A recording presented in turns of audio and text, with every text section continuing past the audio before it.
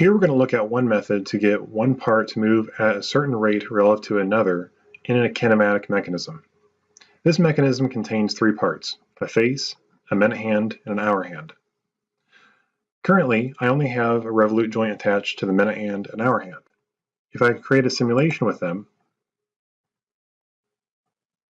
each one of those revolute joints has an independent command.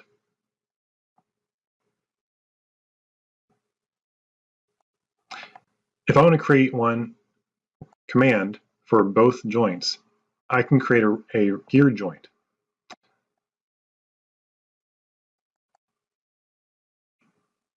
For revolute joint 1, I'm going to select one of the revolutions, the hour hand. For revolute joint 2, I'm going to select the other one, the minute hand. Then I can insert a ratio between the two. I use 12. Rotation directions, I'll use same. And angle driven for revolute 1. The hour hand is going to control the motion. And then click OK. The mechanism can be simulated.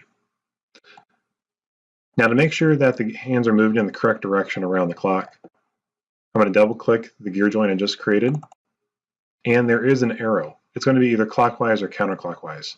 Here it's going the opposite direction of what I want, so I can click the arrow and I'll flip the direction. Then, when I click OK, I will click the Simulate button, choose my mechanism, and now I only have one command slider. Here, if I slide this to 360, you can see the hour hand moves around 360 degrees while the minute hand travels around 12 times.